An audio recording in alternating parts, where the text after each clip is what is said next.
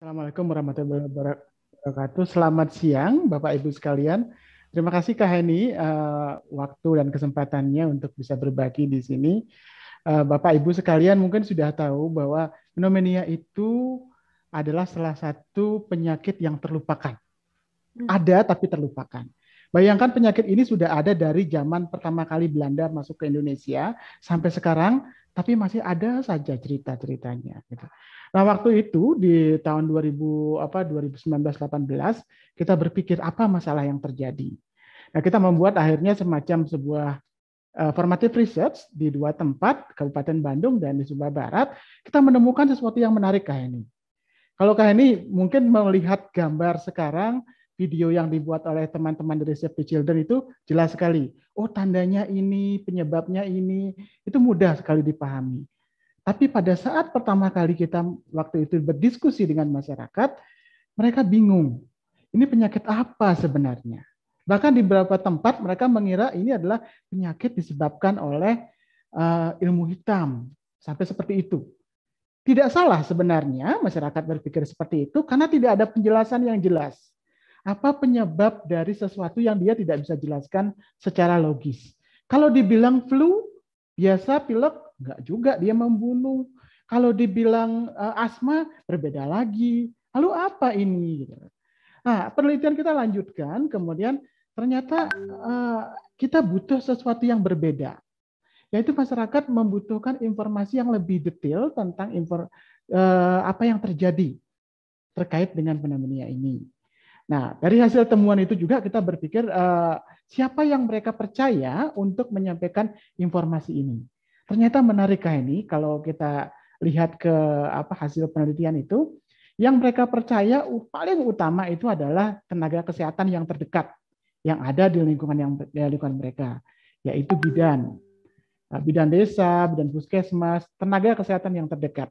Kadang-kadang mereka juga bingung mana yang perawat, mana yang bidan. Tapi mereka bisa mengatakan, oh bidan. Terus yang kedua, yang mereka percaya adalah dokter, karena mereka sering berhubungan dengan tempat praktek, berhubungan dengan dokter untuk menerima layanan kesehatan di tempat praktek atau puskesmas. Terus yang ketiga, informasi yang mereka percayai itu adalah dari pusat-pusat layanan kesehatan. Ini jelas sebenarnya. Nah, pertanyaannya, bisa nggak kita menggunakan fasilitas yang ada tersebut, bidan, dokter, dan pusat layanan kesehatan itu untuk menyampaikan informasi tentang pneumonia pada ibu dan keluarga pada saat itu. Akhirnya kita berproses,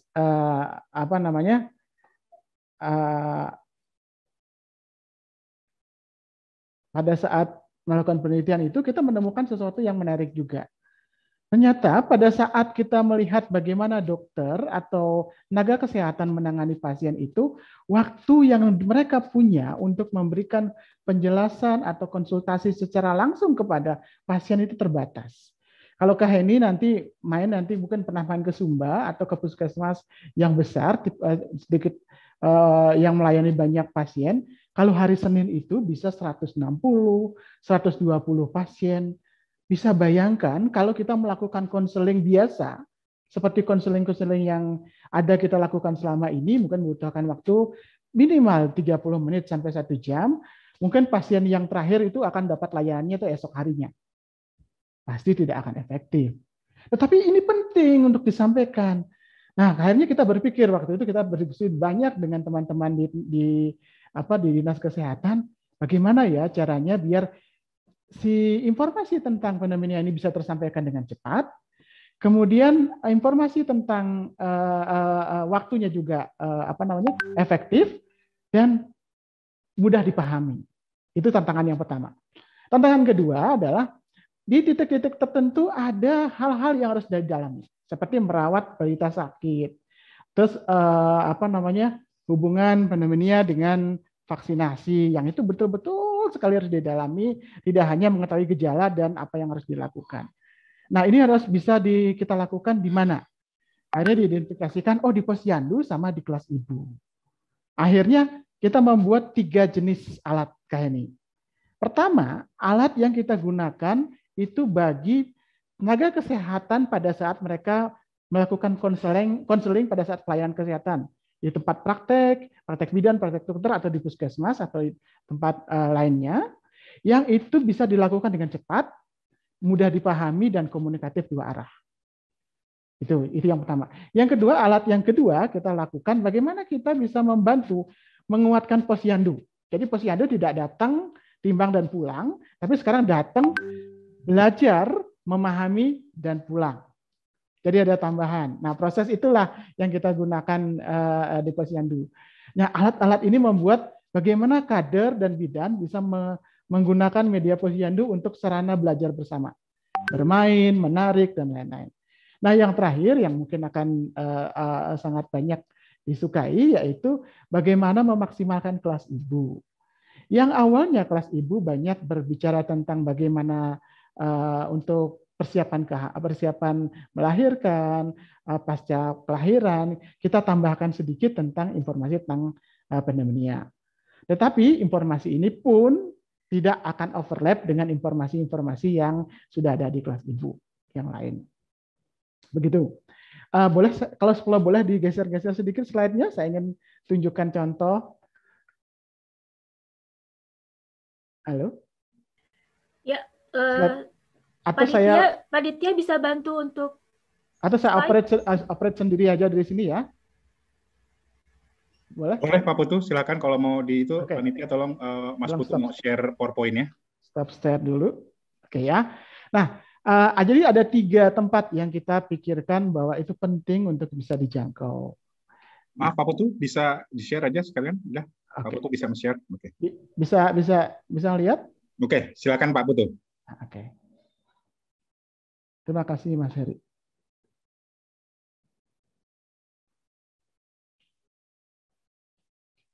Nah, ada 3 tempat yang akan dijangkau. Pertama adalah membantu tenaga kesehatan untuk berkomunikasi dengan pasien dengan cepat tentang pneumonia, terutama bagi pasien yang memiliki diagnosis pneumonia atau yang lainnya. Yang kedua adalah menyediakan alat untuk di posyandu, bagaimana posyandu itu menjadi dinamis untuk belajar. Yang ketiga adalah menyediakan modul untuk belajar untuk kelas ibu yang namanya. Nah, proses itu ternyata kita tidak menemukan juga kelemahan-kelemahan dari beberapa modul atau pembelajaran yang ada selama ini. Kita selalu bermulai dengan pneumonia selalu bermulai dengan hal-hal masalah. Selalu bermulai dengan hal-hal teoritikal, tapi lupa bahwa ibu atau orang dewasa yang akan belajar itu, mereka membutuhkan sesuatu yang solutif. Apa sih masalah saya, apa sih solusi saya, dan bagaimana cara saya mengalami. Jadi kita akan membuat sedikit perubahan dalam proses belajarnya. Kita mulai dengan proses pembukaan yang itu disebut dengan bagaimana kita mengumpulkan informasi yang ibu atau keluarga ketahui, kemudian merefleksikan dalam pengalamannya dia, dihubungkan dengan informasi yang kita punya, dan kita melakukan komitmen. Nah, batas teorikal ini kita akan detailkan pada presentasi selanjutnya. Tapi saya akan jelaskan dulu ada 3 alat tersebut. Yang pertama yang disebut dengan QCAD. QCAD itu kartu bantu, bentuknya A4. Jadi A4 itu kertas folio dibagi 2. Ini seperti kita membantu komunikasi dengan pasien bidan. Kita lakukan pre-testing untuk ketiga alat ini. Uji coba untuk QCAD ini kita menemukan bahwa jika dilakukan dengan rileks dan benar sesuai dengan petunjuk, kira-kira untuk satu materi tentang pencegahan informasi pneumonia dan pencegahannya itu hanya butuh 3-5 menit. Paling panjang itu rata-rata 5 menit. Tapi kalau udah biasa melakukan 3 menit cukup. Artinya sangat mungkin dilakukan di tempat praktek. Walaupun pasiennya banyak, menumpuk belakangannya, komunikasi dalam 3 menit itu sudah sampai. Cukup. Jadi helpful sekali. Dan pasien merasa confidence karena kalau biasanya dokter menyampaikan kan kalau nggak ada bahan pasti kemana-mana. Nah, tapi kalau sekarang bisa fokus. Ini menarik sekali. Nanti Bidan Linda akan menceritakan pengalaman beliau untuk menggunakan alat ini. Yang kedua, bagaimana ada panduan komunikasi antar pribadi di posyandu. Nah, di posyandu itu seperti yang saya ceritakan tadi, mereka akan membuat event-event, permainan, dan lain-lain untuk membuat kegiatan tersebut. Dan yang terakhir adalah di kelas ibu. Ini contohnya, Ini bagian cover untuk cue card itu bentuknya A4 dan lain-lain. Waktunya 5 menit. Kita untuk saat ini hanya fokus pada 2. Satu adalah tanda-tanda pneumonia pada anak. Yang ketiga, perawatan di rumah bagi anak sakit pneumonia. Karena banyak sekali ternyata ibu dan keluarga tidak tahu membedakan mana yang pneumonia, mana yang TBC, mana yang asma, dan mana yang penyakit influenza biasa. Itu yang pertama. Yang kedua, kalau ternyata pasiennya itu terdiagnosa pneumonia, banyak sekali kesalahan-kesalahan yang menyebabkan anak menjadi lebih sakit atau mereka tidak tahu tanda bahayanya. Nah, cuma 2 itu untuk awal. Nanti mungkin ada pengembangan tentang hal yang lain ke depannya sesuai dengan kebutuhan.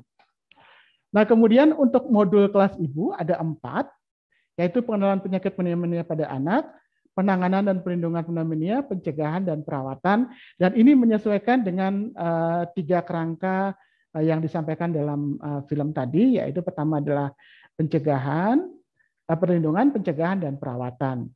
Nah, modul ini dibuat bisa mandiri, jadi umpamanya kelas ibunya dibuat mandiri sendiri, itu bisa, atau bisa mengikuti kelas ibu, program kelas ibu yang sudah ada. Kadang-kadang kalau tidak ada slotnya, kita terpaksa mengikuti kelas ibu yang sudah ada. Fleksibel sekali ternyata.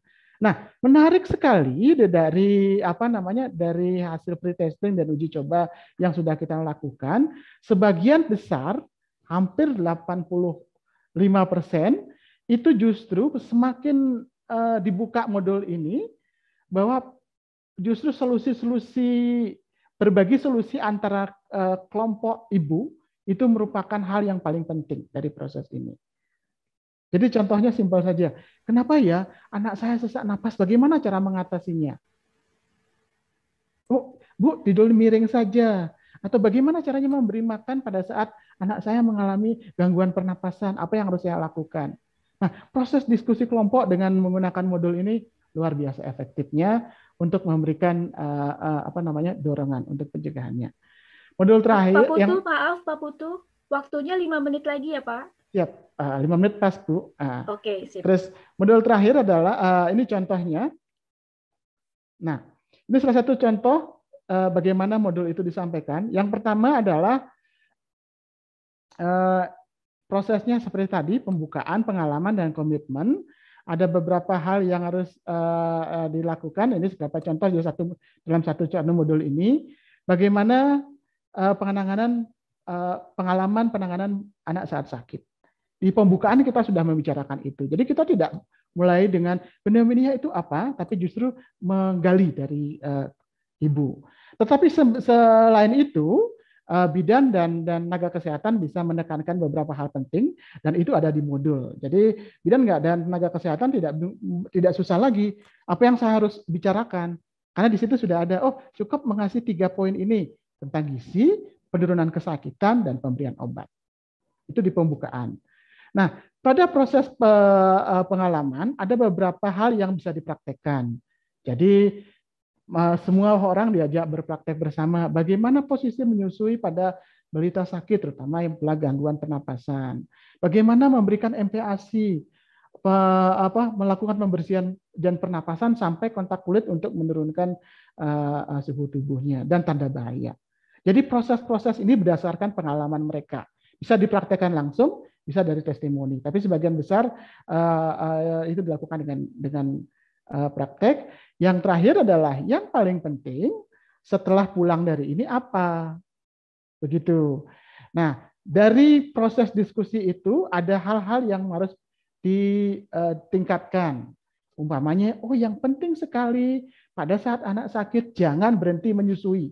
Walaupun mertua bilang stop menyusui dulu, walaupun tetangga bilang tidak usah menyusui dulu, jangan berhenti menyusui karena itu salah satu sumber protein. Nah, sumber protein dan sumber cairan bagi si anak. Dan yang terakhir, 1 menit lagi, Kak Heni. Ternyata pada saat pandemi ini, sebelum kita buat modul ini sebelum pandemi, jadi semua didesain berdasarkan pertemuan, tetapi tantangannya adalah setelah pandemi, itu tidak semua kelas ibu bisa dilakukan dengan pertemuan secara langsung. Jadi harus dilakukan secara daring. Akhirnya teman-teman Save the Children berinovasi bagaimana membuat panduan agar para bidan dan tenaga kesehatan lainnya bisa melakukannya secara daring. Ini panduannya bisa dilakukan dan sudah dicoba, ternyata lumayan bagus hasilnya. Mungkin begitu Kak Heni, mohon maaf seandainya ada waktu yang terlewat. Terima kasih banyak. Terima kasih Pak Putu atas paparannya. Luar biasa sekali ya Pak. Perjalanannya dari mulai 2018 ya, sudah mulai mengumpulkan data-data dan apa sih yang dibutuhkan oleh masyarakat tentang pneumonia ini ya. Sehingga dihasilkan ada kartu bantu, kalau tidak salah lihat tadi, ada kartu bantu, ada modul, dan panduan pelaksanaan pembelajaran secara online untuk di masa pandemi ini ya. Begitu ya Pak Putu. Terima kasih Pak Putu. Untuk Bapak Ibu, selama pemaparan narasumber, apabila ada pertanyaan, bisa langsung diketik di chat box, ditujukan kepada Q&A SC Harimawan. Selanjutnya, tadi Pak Putu sudah menghasilkan alat komunikasi yang sangat lengkap untuk pencegahan pneumonia melalui kelas Ibu Balita. Nah, setelah ada tools ini, kira-kira apa nih yang harus dilakukan? Nah, selanjutnya kita akan mengetahui bagaimana dari peran dinas kesehatan sehingga tools ini dapat dilakukan melalui kelas ibu di Kabupaten Bandung. Saya undang narasumber yang kedua, Bapak Kamal Nurdin. Beliau adalah Kepala Seksi Promosi Kesehatan dan Pemberdayaan Masyarakat Dinas Kesehatan Kabupaten Bandung. Bapak Kamal sudah hadir, Pak?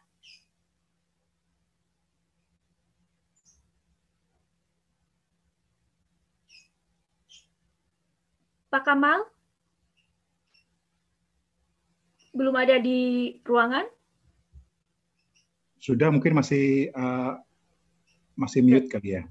Pak Kamal, silakan Pak Kamal.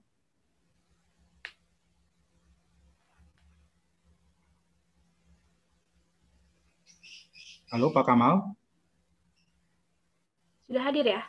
Sudah hadir tadi, tapi koneksinya mungkin lagi terputus. Mungkin Teh Heni bisa ke Pak Putu lagi untuk menggali. Oh ya. Oke, makasih. Baiklah, Pak Putu, kita masih ada waktu, kita sambil menunggu Pak Kamal, kita ngobrol-ngobrol lagi ya Pak. Halo. Sudah. Oh, Pak Kamal sudah hadir? Ini kameranya memang di situ boleh ditampilkan karena sudah stabil lagi. Oh iya, silakan Pak Kamal. Silakan Pak Kamal kalau mau menyalakan kameranya. Sudah ya. Jelas ya suaranya, maaf ya.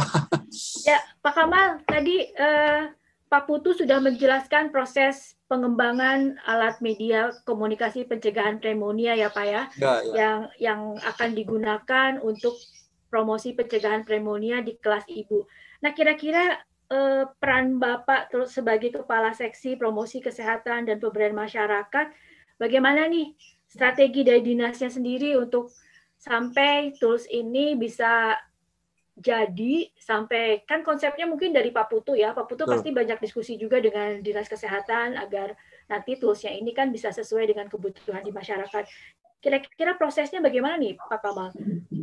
Dan peran dari Dinas Kesehatan sendiri sampai akhirnya apakah ada surat edaran atau apa yang mengharuskan Mas untuk melakukan kelas ibu dengan materi pencegahan pneumonia ini?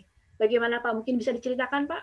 Ya, baik. Terima kasih ya Mbak Heni, Pak Putu, serta rekan-rekan yang lainnya dari STC. Saya ucapkan terima kasih ya bisa bergabung dalam kegiatan ini. Mungkin dukungan Dinas Kesehatan dalam pencegahan bahaya pneumonia di kelas ibu melalui produk komunikasi ini tentunya didukung oleh beberapa regulasi yang ada ya. Ini saya secara globalnya dulu. Kita tahu bahwa di promosi kesehatan itu mempunyai peran dan fungsi untuk pembinaan kepada puskesmas, kemudian bimbingan teknis. Selanjutnya adalah adanya pengembangan promosi dan pemberdayaan masyarakat, itu sudah tupoksinya. Selanjutnya adalah ada beberapa regulasi yang mendukung upaya secara tidak langsung mungkin upaya pneumonia ya, bahaya pneumonia di Kabupaten Bandung, di antaranya beberapa perda penanggulangan penyakit, tentang KTE, kemudian Perbup nomor 53 tahun 2014 tentang STBM, adanya Perbup tentang penanggulangan TB, dan saat ini juga kami mencoba menerbitkan tentang peraturan Bupati tentang germas. Karena saya yakin bahwa penyakit, salah satunya adalah pneumonia, ini adalah penyakit yang memang disebabkan oleh faktor paling besar, itu paling dominan adalah masalah perilaku yang ada di masyarakat yang tidak mendukung. Kemudian kami juga coba pernah membuat suatu dokumen bagaimana strategi komunikasi dalam perubahan perilaku ini. Kemudian dukungan teknis lainnya yaitu kita juga melakukan upaya pembinaan PHBS oleh teman-teman di Puskesmas, itu yang kegiatannya terintegrasi dengan PISPK. Ya, selanjutnya.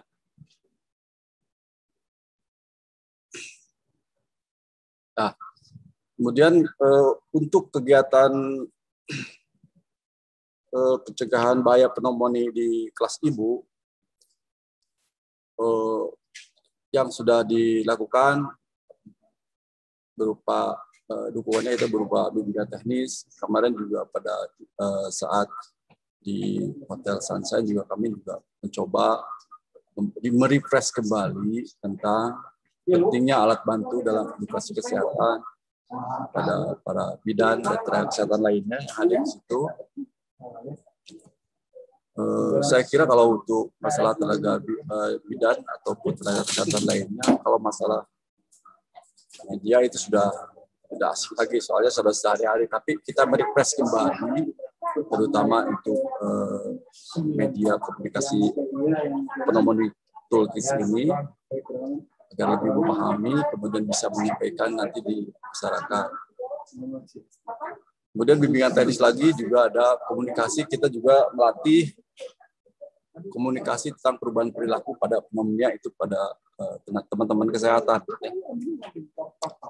Selanjutnya adalah untuk pencegahan pencegahan pneumonia ini kami juga secara terus-menerus menginformasikan melalui berbagai saluran. Salah satunya adalah kami membagi media pneumonia kit ini kepada teman-teman kami di Promkes gitu ya, sebagai bahan, sebagai bekal untuk mereka bisa terjun langsung bergabung pada kelas ibu. Ya. Karena saluran kami pernah istilahnya menugaskan teman-teman agar bisa bergabung di kelas ibu, kemudian gunakan media-media yang ada, dimaksimalkan, mau baik online ataupun melalui media sosial, itu bekalnya sudah ada, tapi sudah ada materi-materi yang sudah kami share, dan mungkin karena saat ini masih difokuskan kepada kegiatan 3T dan vaksinasi, mungkin hampir sebagian ada yang masih eksis melaksanakan kegiatan-kegiatan upaya pencegahan pneumonia, upaya kesehatan, upaya perilaku hidup bersih dan sehat, dan sebagainya. Kemudian yang ketiga adalah karena intinya nanti kita coba lihat bahwa pencegahan bahaya pneumonia terutama di bidang promosi kesehatan itu intinya adalah bagaimana kita bisa mengkomunikasikan pesan-pesan, kemudian si sasaran itu merasa nyaman gitu. Jangan sampai ada ketika bertemu dengan petugas kesehatan ada berpikiran si ibu sasarannya berpikiran bahwa datang si itu lagi, misalnya udah judes dan lain sebagainya. Artinya faktor komunikasi inilah yang memang ada ilmunya gitu. Ketika kita mau menyampaikan pesan, tentu harus ada tahapan-tahapan dulu. Nanti kita coba lihat seperti apa. Nah, ini kita latih komunikasi antar pribadi itu sebanyak 128 di akhir tahun 2020. Ya, ada bidan, ada nutrisionis, dan promotor kesehatan. Tapi saat itu konsennya masih stunting. Nah, tetapi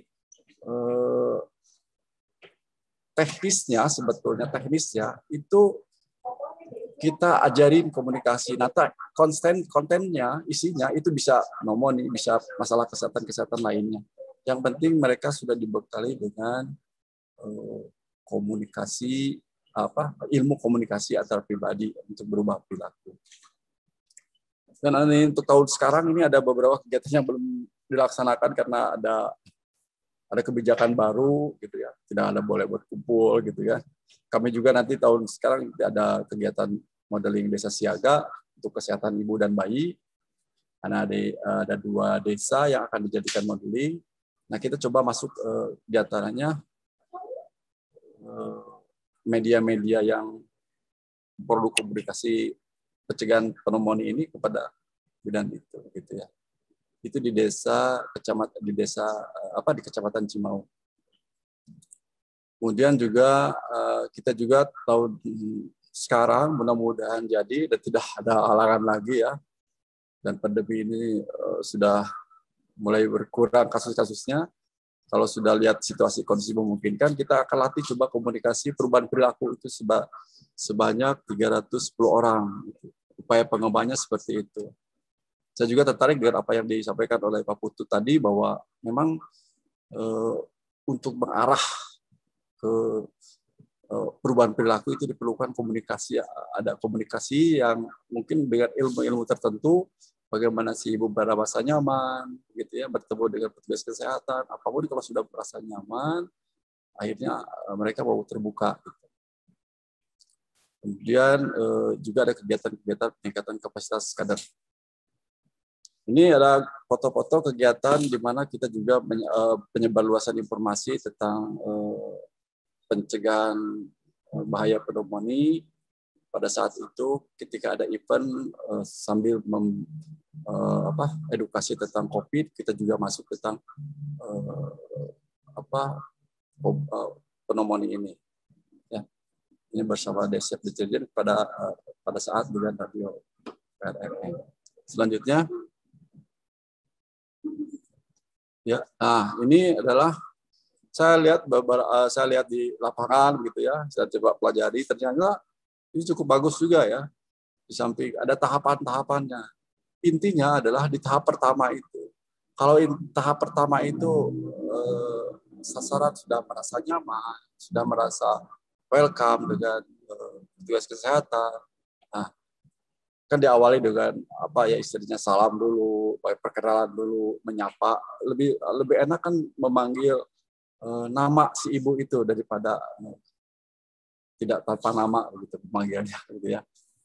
Kemudian kalau sudah merasa nyaman di tahapan 5 menit itu, kesananya juga akan lancar gitu ya.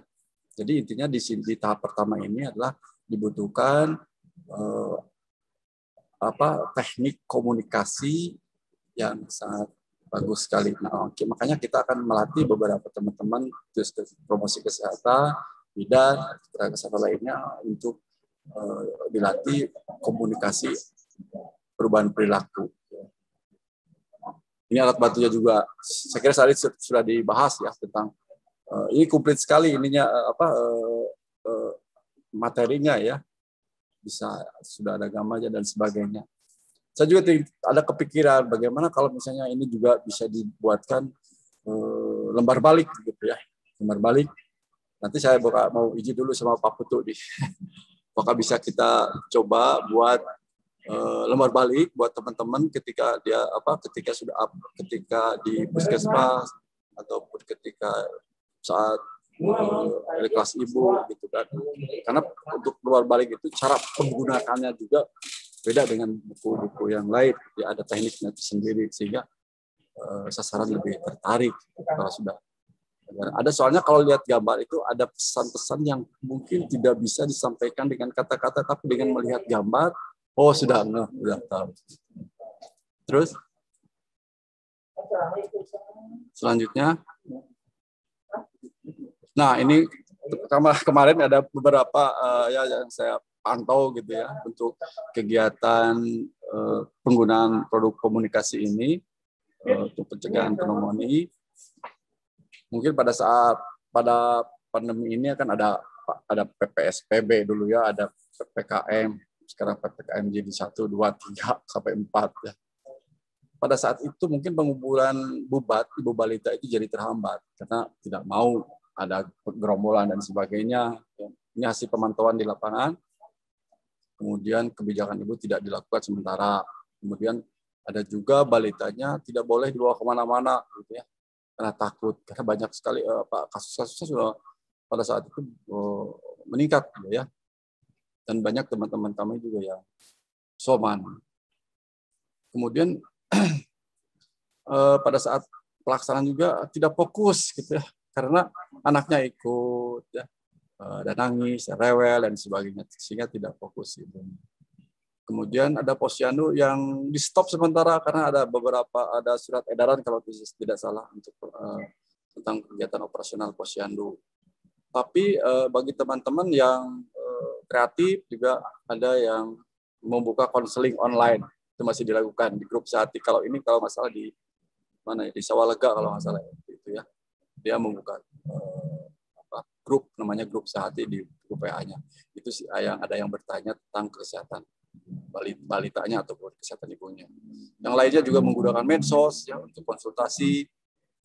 Ini juga di dalam medsos itu ada kapusnya, ada dokter gigi, ada bidan, ada nutrisionis, sehingga bisa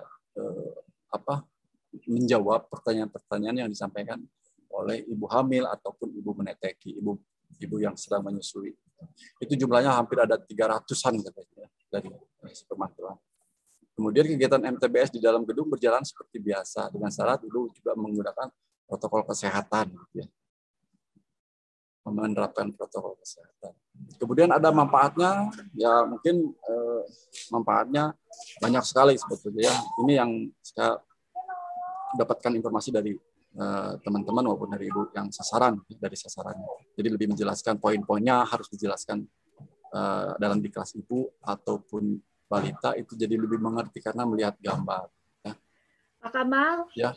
Maaf Pak, waktunya sudah habis. Oh, sudah habis. Oke. Masih banyak ya Pak ya? Nanti kita ini bisa terakhir. Diskusi. Ini yang terakhir ya? Ya, Oke, silakan. Ini mungkin manfaatnya bisa dilihat, ada yang tahu cara memberikan ASI eksklusif, ada yang bagaimana cara penyusui yang nyaman dan sebagainya. Terus, ya selanjutnya. Nah, ini ada kegiatan-kegiatannya, ada yang di lapangan, ada yang di dalam gedung, kemudian ini ada grup-grupnya, saya ada screenshot-nya, ada beberapa yang bertanya dan sebagainya. Ya terus, ini adalah dari peserta ya, ini bisa coba 10 detik kalau 4 detik kalau nggak salah, 14 detik, ya diklik itunya. Bagaimana penyakit pneumonia ini bisa terinfeksi pada balita? Oh itu coba itu ya. Jadi mulai coba.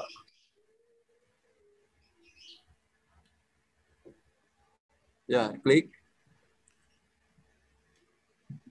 Segitiga aja yang sebelah bawah.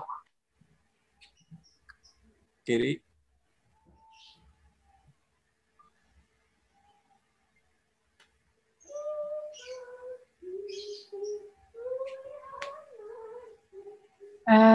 Mohon maaf Pak. Oh ya udah. Sebentar. Ya nggak apa-apa lah ya.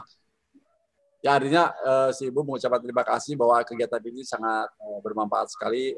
Ya, sering-sering harus ada secara berkala dilakukan seperti ini. Ada informasi baru. Mereka juga perlu mendapatkan informasi baru tentang kesehatan. Itu saja mungkin dari saya. Mohon maaf apabila ada kekurangan saya mohon maaf. Ya, terima kasih. Wassalamualaikum warahmatullahi wabarakatuh. Ya, Waalaikumsalam warahmatullahi wabarakatuh, Pak Kamal. Terima kasih atas paparannya.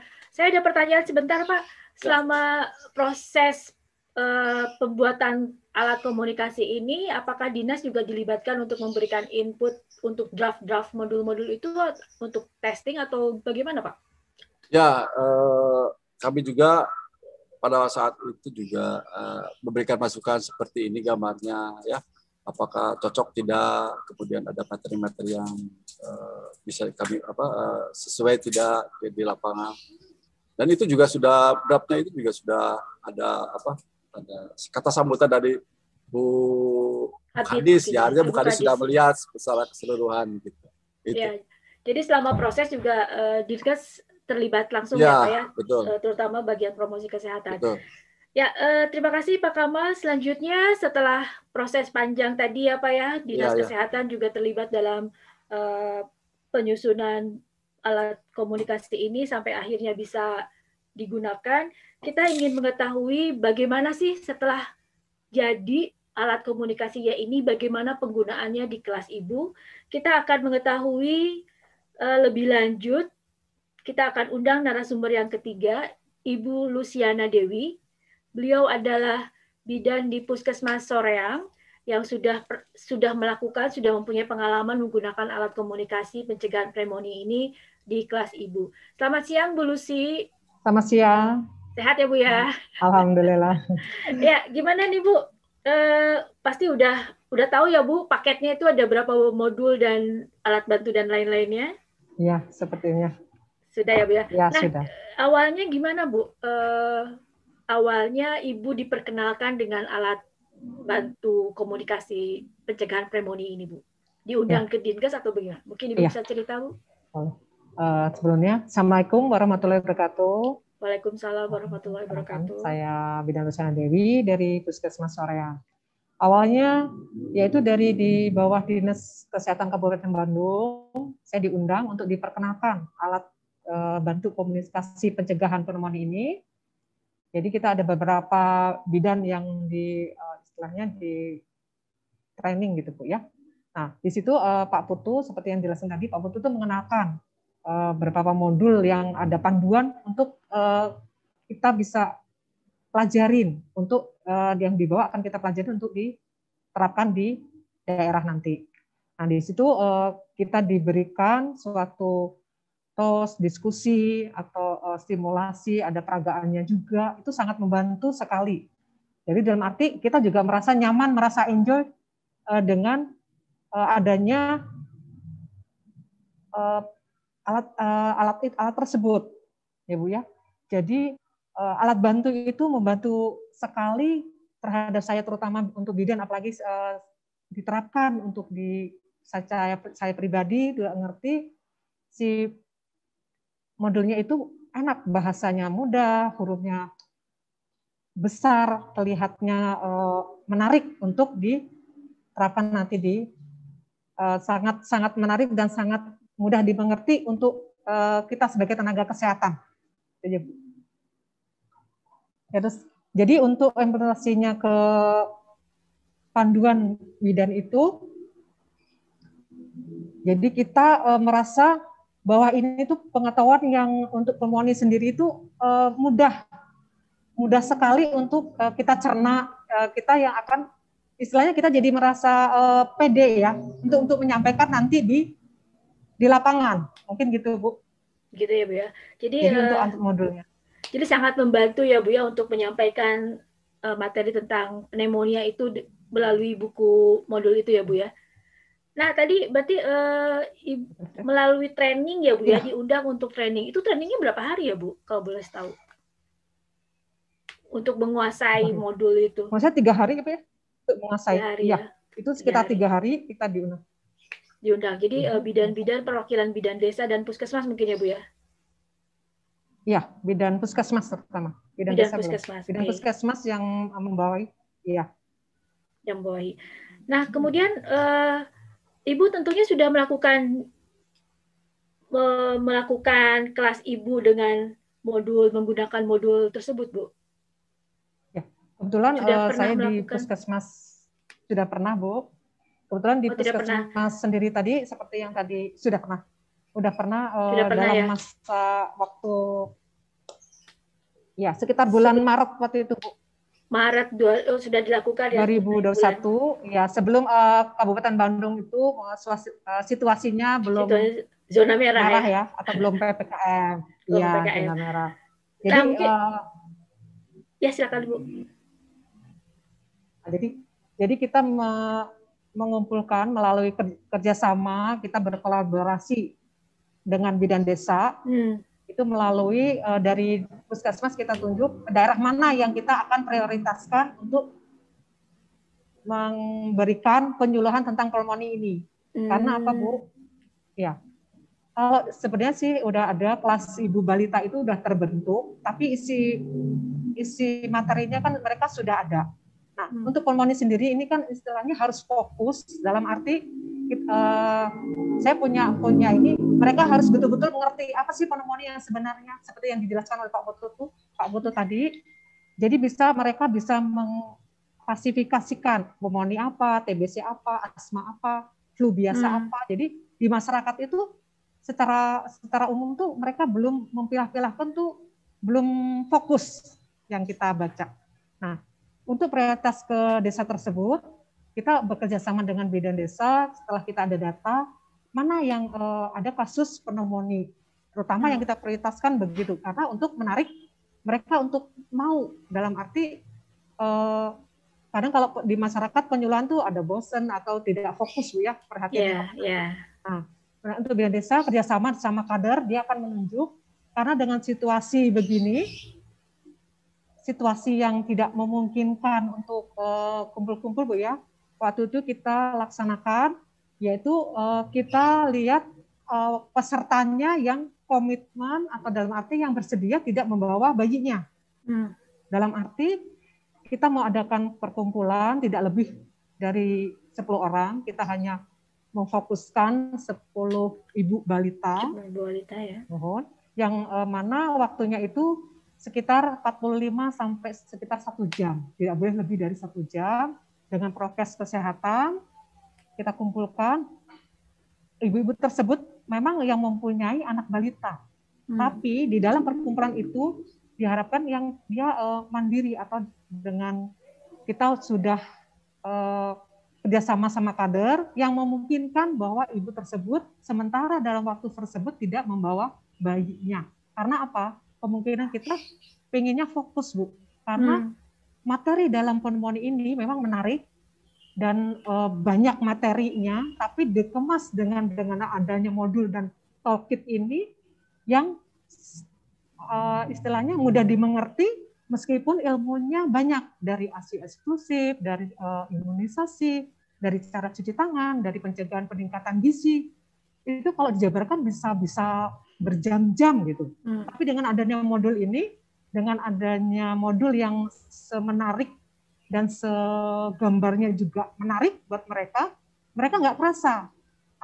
Maksudnya nggak terasa bahwa dia tuh diberikan pelajaran atau kelas ibu balita itu dengan waktu 45 menit mengerti dari A sampai Z, dari stop. Ada kode stopnya itu mereka selalu ingat Bu. S-nya apa, susuilah bayi sampai 6 bulan, P-nya apa, T-nya itu mereka lebih saya juga merasa mereka sangat antusias dengan adanya singkatan stop pneumonia. Apa sih stop itu? Itu sangat membantu sekali.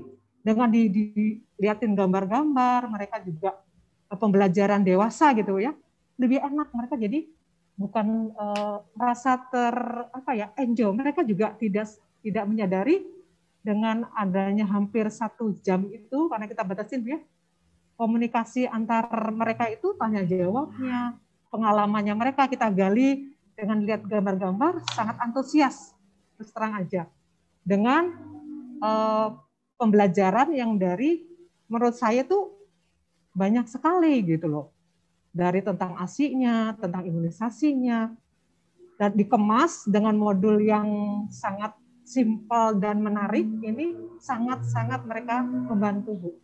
Nah, mereka nanti yang antara misalnya 10 orang tersebut, dia bisa menyampaikan lagi dengan tetangganya, dengan saudaranya atau teman-temannya. Jadi bukan langsung dari petugas kesehatan saja.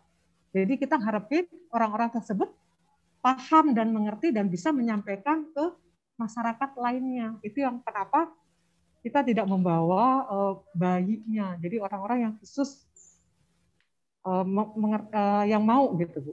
Antusias mereka juga alhamdulillah gitu. Jadi kan keterbatasan kita dengan masa pandemi ini, jadi komunikasi itu nggak hanya kita. Kadang-kadang kita udah menyebarkan selembaran, baca juga selewat gitu.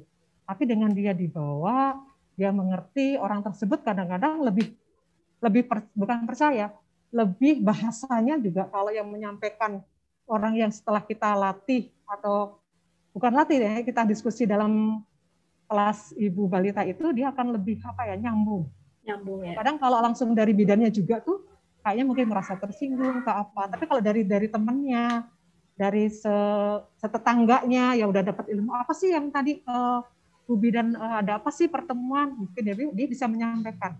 Jadi dari 10 orang tersebut dia akan menyebar dari 10 mungkin 1 orang, 2 orang, jadi jadi 20, bisa jadi 20, ya. Informasinya lebih gampang, mungkin gitu, Bu.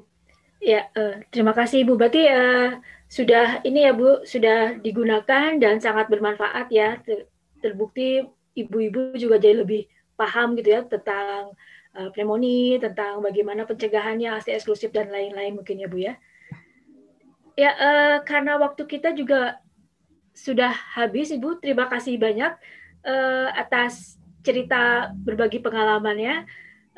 Sebelum kita masuk ke sesi diskusi, mungkin saya sedikit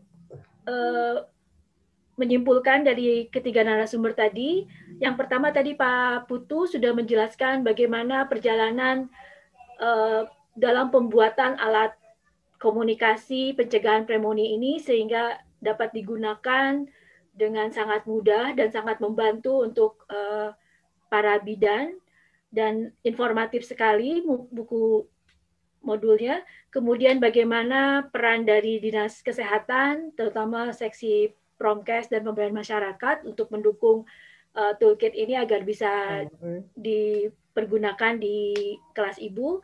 Dan Ibu juga tadi Bu Lucy sudah berbagi bagaimana sangat bermanfaat, sangat membantu ya, terutama untuk Ibu Bidan dalam menyampaikan informasi yang tadinya apa sih pneumonia ini gitu kan, sangat sulit untuk dijelaskan kepada orang tua, tapi melalui alat komunikasi pencegahan pneumonia ini menjadi mudah ya Bu ya, karena informasinya juga sangat mudah dipahami, kemudian ada gambar-gambarnya juga dan sangat jelas mungkin ya, dari materinya sangat lengkap.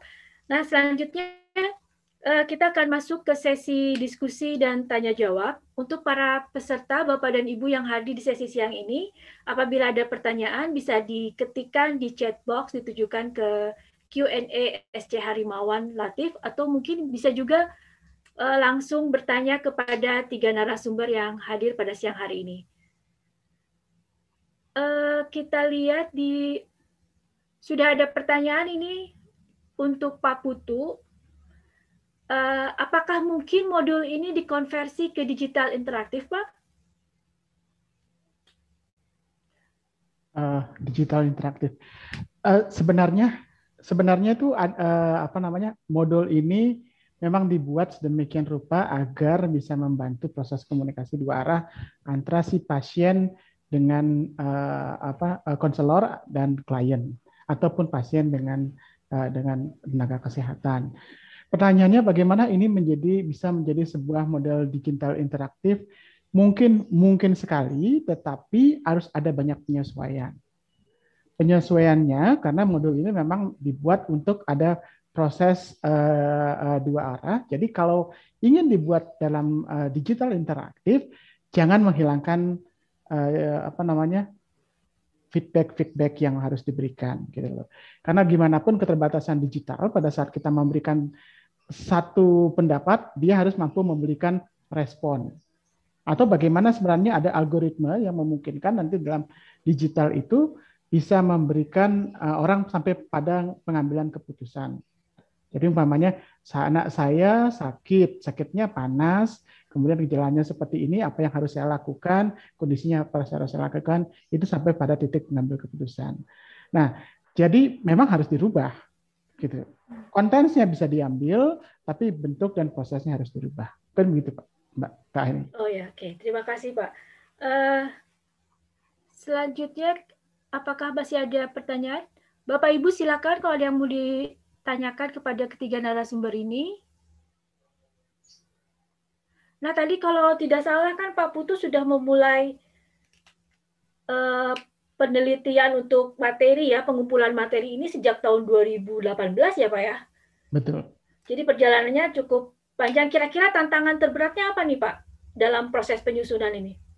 Jadi tantangan terberatnya kita berhadapan dengan satu literasi ya, cukup berat ya.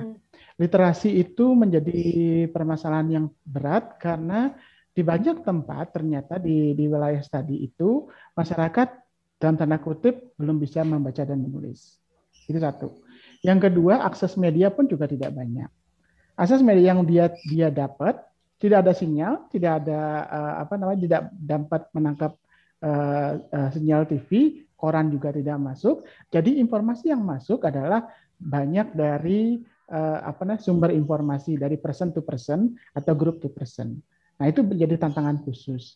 Dan yang kedua, dari tingkat bahasa. Kalau kita bicara tentang informasi yang kita sampaikan dalam bahasa Indonesia baku, mereka akan sulit untuk memahami dengan utuh. Karena sering sekali bahasa mereka itu bolak-balik seperti itu. Kalau mungkin di Bandung tidak masalah, tapi kalau di beberapa kayak di Sumba itu mereka ada beberapa bahasa yang terpotong atau terbalik, itu yang maknanya sedikit berbeda. Nah, kami mencermati ini dengan banyak akhirnya memberikan insight-insight untuk pengalaman. Jadi ada praktek-praktek yang diberikan, gambar-gambar, kemudian mereka melakukan sendiri. Agar pemahaman itu mereka temukan. Jadi tidak hanya melihat dari visual atau dari audio saja. Jadi mereka melakukan pengalaman. Itu yang tantangannya.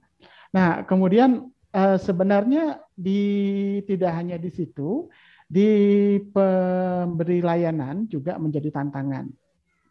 Nah, jadi pemberi layanan menjadi tantangan. Pertama adalah kita belum memiliki kesamaan pandangan tentang isu pandemi ini.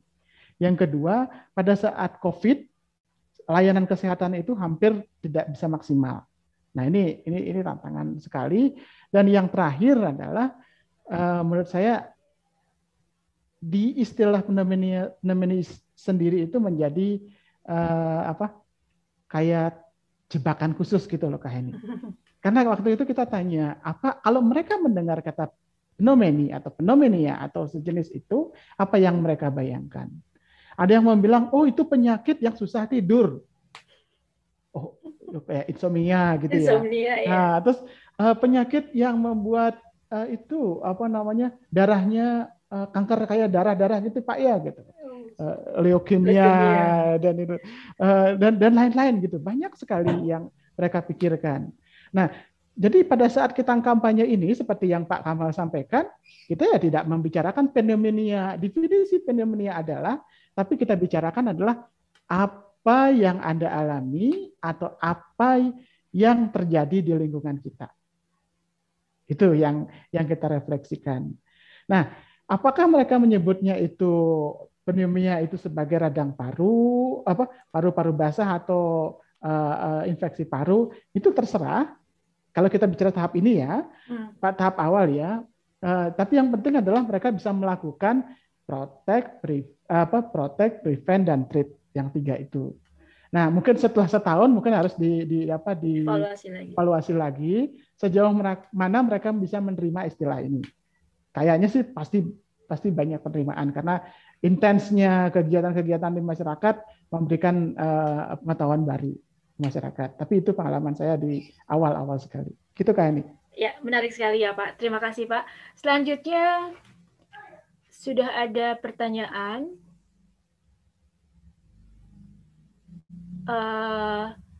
Modulnya bisa didapat, nanti bisa lihat di chat box ya, ada link yang bisa diklik, nanti Bapak Ibu bisa mendapatkan modul-modulnya di sana. Kemudian untuk Pak Kamal, apakah modul ini diimplementasikan di puskesmas lainnya? Selama ini sudah dilakukan di puskesmas mana saja Pak? Itu ada beberapa puskesmas yang saya pantau itu dari di Sorea, kemudian di Kutawaringin, kemudian di mana lagi? Itu rata-rata di mana ya, di Puskesmas Kutawaringin, Soreang, kemudian Pasir Jambu. Yang saya pantau itu mereka sudah melaksanakan, tapi tidak menutup kemungkinan puskesmas yang lainnya pun ikut menggunakan. Karena apa? Karena kami sudah kirimkan itunya modulnya ke teman-teman di puskesmas. Jadi modulnya ini sudah diberikan ke 62 puskesmas, Pak? Ya, sudah di-share ke grup. Kami ada beberapa grup. Ya, nah, mohon izin juga kepada Pak Putu, mungkin bagaimana sih prosesnya ketika kami juga mau mencetak dalam bentuk media lain, misalnya tadi lembar balik misalnya ya, itu yang seukuran A4 lah, jadi gambarnya di media lembar balik. Pak Putu. Jadi ada tambahan ya, alat bantunya ya Pak ya. Nanti kita coba alokasikan dananya untuk tahun 2000 untuk tahun depan, karena kalau misalnya tahun sekarang kan sudah anggarannya sudah ditutup gitu. Tapi kalau untuk tahun depan mudah-mudahan kami juga bisa membagikan buat teman-teman di puskesmas. Ya. Boleh saya langsung, Kak? Silakan Pak Putu. Pak Kamal, kalau pengalaman kami kenapa Kak tidak menggunakan lembar balik? Karena kita tidak ingin memotong komunikasi itu dari dua arah menjadi satu arah. Tapi kalau memang ingin dimodifikasi, lembar balik itu bisa. Jadi bagaimana kita justru menggunakan media itu untuk membantu proses ini menjadi dua arah. Nanti saya yakin di sini ada Mas Heri yang akan bisa membantu, Pak. Tapi jadi kalau boleh saya sebut lembar balik 4.0 gitu loh. Ya. Kalau dulu kan lembar balik itu cuma satu arah. Kalau sekarang kita buat lembar balik itu menjadi dua arah dan membuat sesuatu itu menjadi meriah gitu. Nanti Pak Heri itu biasanya kreatifnya banyak sekali itu untuk membantu itu, Pak. Terima kasih, Pak. Ya karena gini Pak Putu, kalau misalnya puskesmas atau teman di lapangan ketika mau mencetak, kalau satu kan kayaknya keberatan lah mereka juga. Tapi kalau kita drop mereka juga. Betul. Ya. Tapi mungkin nanti kalau memang mau buat lembar balik dimodifikasi yang interaktif, menarik, dua arah. Gitulah Pak. Terima kasih Pak. Terima kasih Pak. Jadi kontak Mas Heri pasti mampu. Bisa berkoordinasi langsung ya Pak ya untuk tahun depan ya. Nah pertanyaan selanjutnya nih masih untuk Pak Kamal. Rencana training perubahan perilaku. Tadi kalau nggak salah di presentasi Bapak kan ada ya Pak ya. Itu kira-kira bentuknya akan seperti apa Pak pelaksanaan pelatihannya? Latihannya itu di hotel ya, karena full day kalau nggak salah. Offline ya Pak ya? Dulu tahun kemarin tahun 2020 itu pesertanya dikumpulkan di satu tempat di hotel, kemudian narasumbernya online. Masa online dari Jakarta. Itu tentang komunikasi perubahan perilaku, persis apa yang disampaikan Pak Putu hampir sama lah. Cuma kontennya mungkin berbeda gitu ya. Tapi intinya itu sangat bagus sekali karena membantu teman-teman bagaimana cara berkomunikasi yang baik, yang efektif, yang bisa merubah perilaku masyarakat. Dan dalam waktu dekat ini akan dilakukan lagi Pak untuk puskesmas yang lain atau bagaimana Pak? Ya. Sudah dialokasikan. Sudah ada alokasinya ya? Sebanyak 310 gitu ya.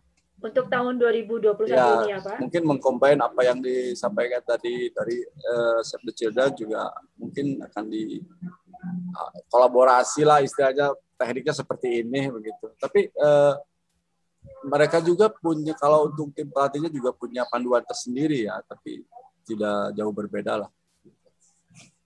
Mudah-mudahan kalau sudah punya bekal itu, mereka juga bisa mengkomunikasikan pesan-pesan kesehatan yang perlu ke masyarakat. Ya, terima kasih Pak Kamal. Selanjutnya ini ada pertanyaan untuk Ibu Luciana. Bagaimana harapan atau ajakan untuk bidan-bidan untuk mencoba modul ini? Kan tadi belum semuanya kalau nggak salah ya Bu ya, bidan-bidan mencoba untuk menggunakan alat bantu ini. Kira-kira bagaimana nih Bu? Rencana dari Puskesmas untuk ke depannya?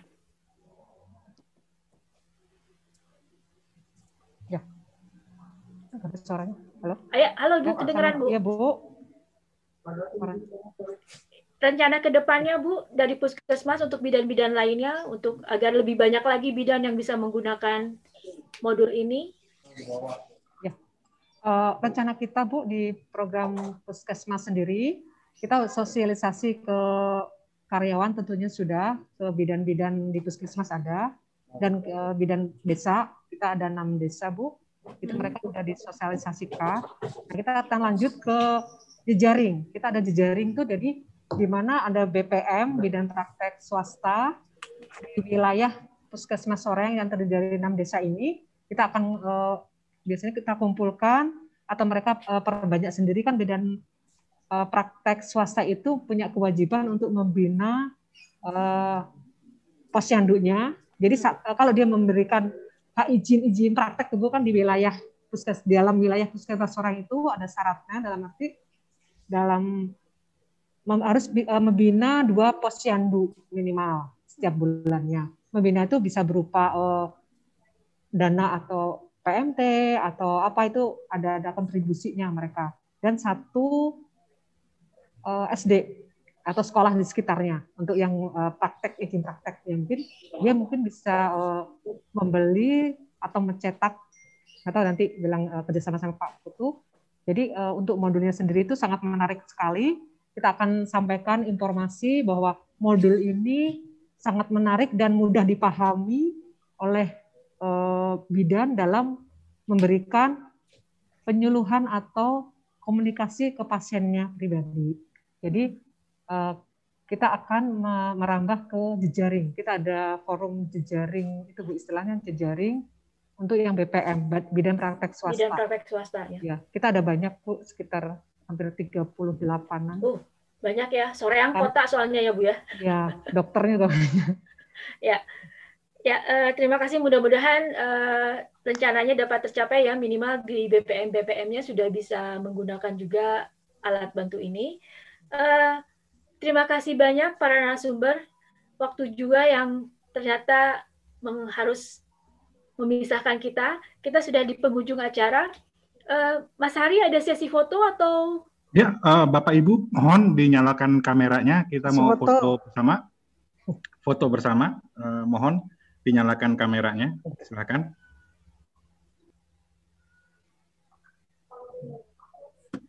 Oke, baik. Sebentar. Saya foto. Oke, 1, 2, 3. Sekali lagi. Oke, 1, 2, 3. Ya, 1, 2. Oke, baik. Terima kasih.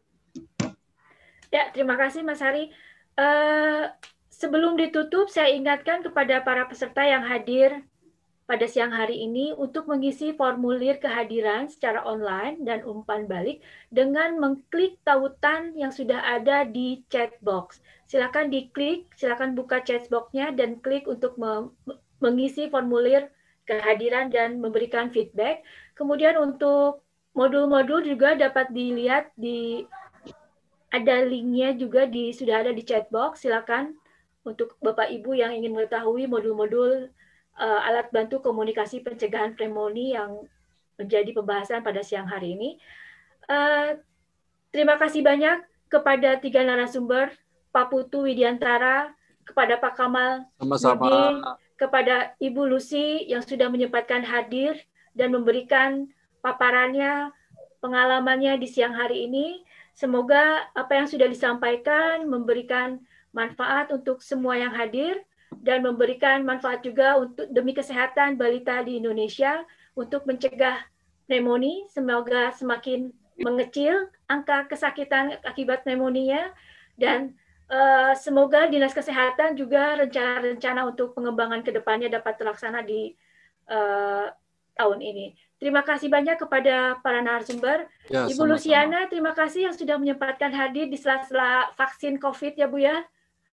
Dan sekarang harus kembali bertugas untuk pelayanan. Terima kasih kepada para narasumber. Terima kasih kepada Bapak Ibu yang sudah hadir pada siang hari ini. Dengan ini saya tutup sesi siang hari ini dengan bacaan Alhamdulillahirrahmanirrahim. Selamat siang Bapak Ibu. Assalamualaikum warahmatullahi wabarakatuh. Waalaikumsalam. Waalaikumsalam warahmatullahi wabarakatuh. Terima kasih Pak Kamal. Ibu Luciana, terima kasih waktunya menyempatkan waktunya di antara pelayanan. Terima kasih. Salam hormat untuk para nakes.